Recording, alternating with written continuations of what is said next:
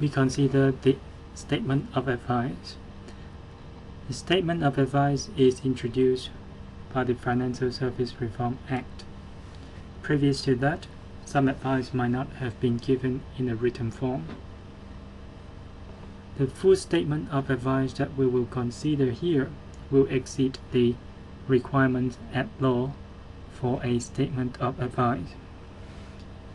Nevertheless, since RG 175 explicitly prescribed certain information to be included in the statement of advice, we have to be mindful of that.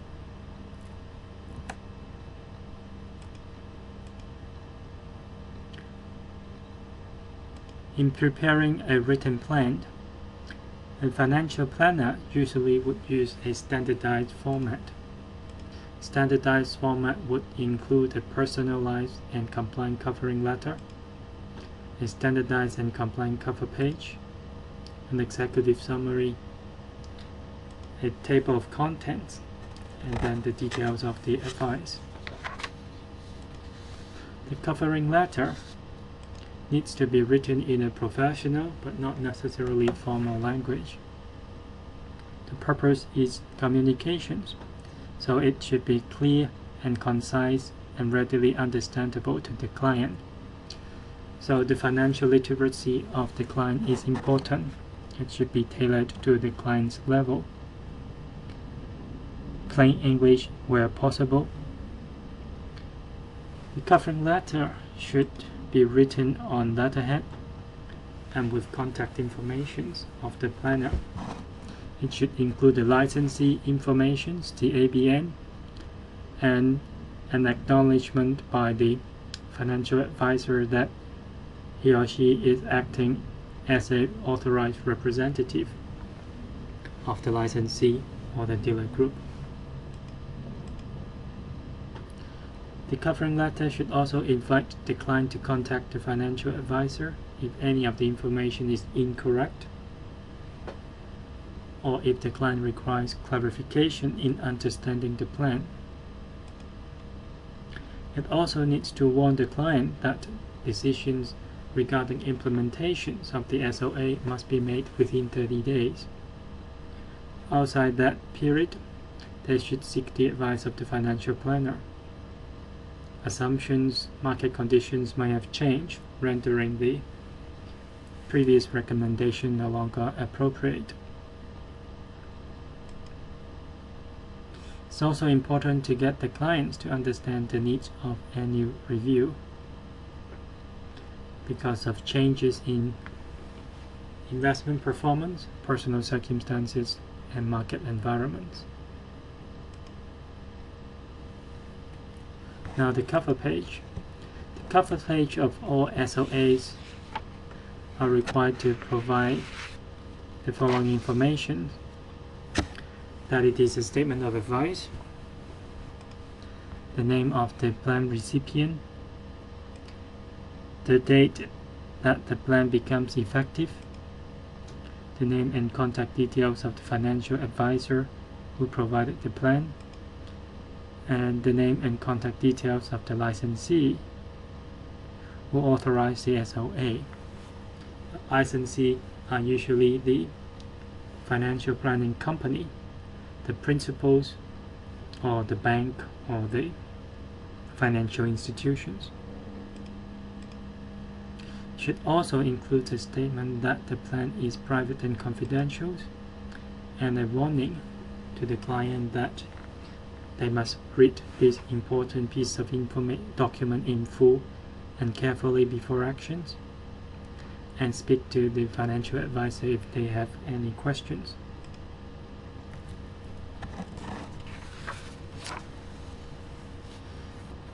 Executive summaries. This is a very important 2-page of the financial plans. Shouldn't be more than 2 pages because the purpose is to summarize what the plan is about. It is a mini version of the plan.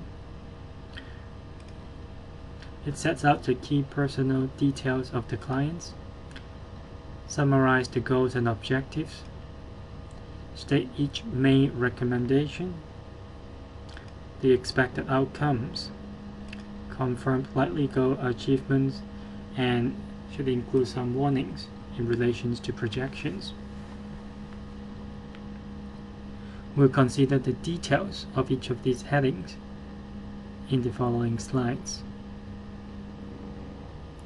But the executive summary is very important to make sure that the clients understand that the planner had the right information and they could understand the main ideas of the recommendations. Detailed justifications are left for the body of the statement of advice. Following the executive summaries, you should have the table of contents.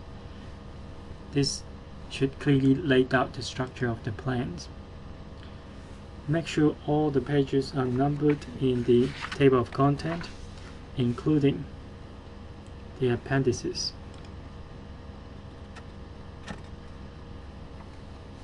The purpose here is to have a directory to find out various parts of the plan, so include only the major headings. So the table of content could look clean and easy to follow.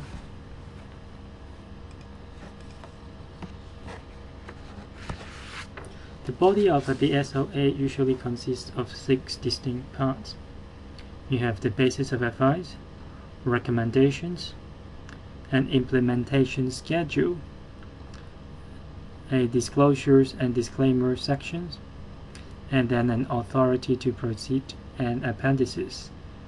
The appendices would include some product disclosure statements, which relates to specific financial products that has been recommended by the plan.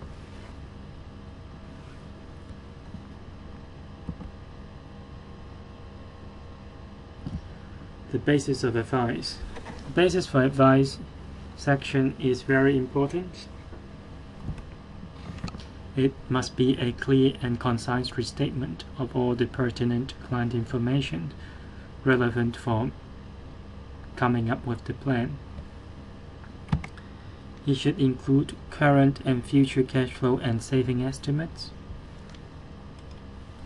as well as a chart or table representations of the client's assets and liabilities, an analysis of the client's current investments, a full discussions of the client's personal risk tolerance. So here the emphasis is a discussions of the assessments from those risk profile or risk tolerance survey or observations of the financial planner. It should also list the personal and financial assumptions about the client and a discussions of the client concerns and issues that might impede goal achievements. So it might be that they could get sick, or the relatives might need money, or they might have some contingent liabilities.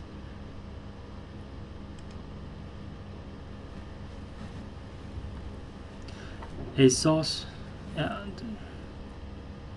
This section should also include a chart to reconcile where the sources are, where are the funds for investment coming from. Here the funds might come from more than just income minus expenses. It could be due to selling some of the assets, raising additional debt, etc.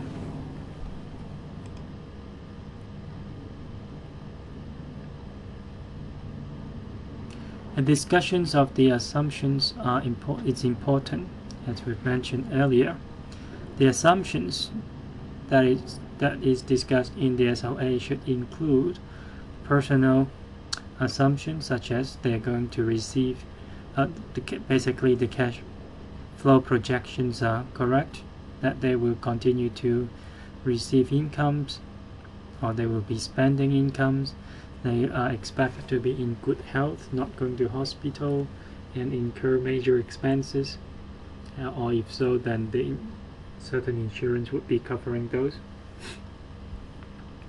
And the assumptions also deals with the environment, about the stock market returns, bond market returns, regulations in terms of superannuations and taxations, social securities, and inflation projections. The financial advisor must ensure the client not just know but understands why these assumptions are made, whether they are reasonable, and how they will impact on the advice given.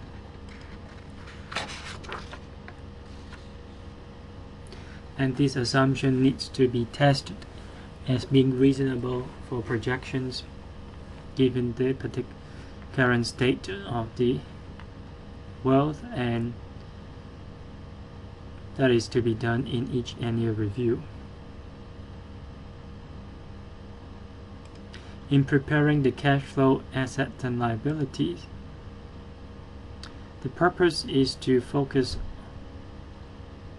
on where money could be obtained in order to satisfy the financial goals, which usually would involve selling some non-performing assets, raising some debts, or repaying some debts.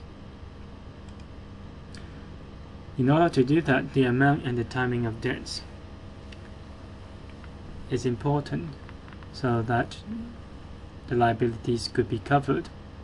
These liabilities would represent certain investment horizon and goals to be financial goals to be achieved, and they limit certain investment horizons. And after setting money aside for some borrowing capacity made available for emergency funds,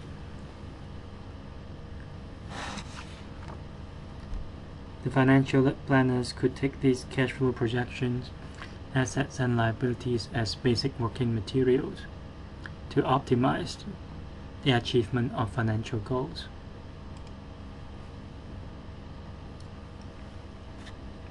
In discussing the risk tolerance assessment, the discussion should be comprehensive.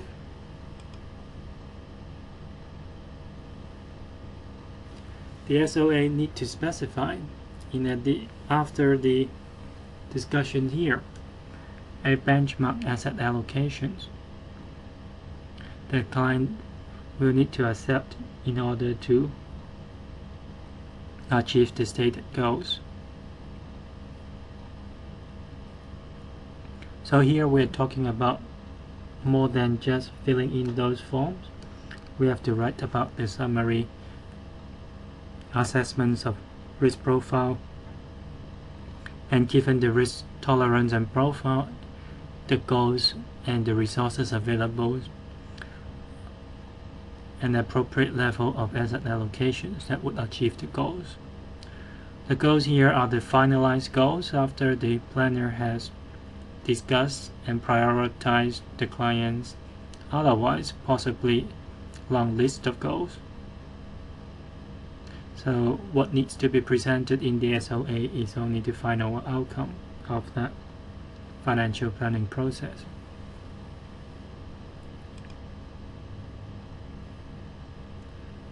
Next, we come to the recommendations. The recommendations initially consist of the strategies.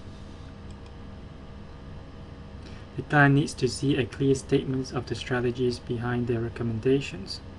So these strategies are of higher level in nature without regard to specific financial product.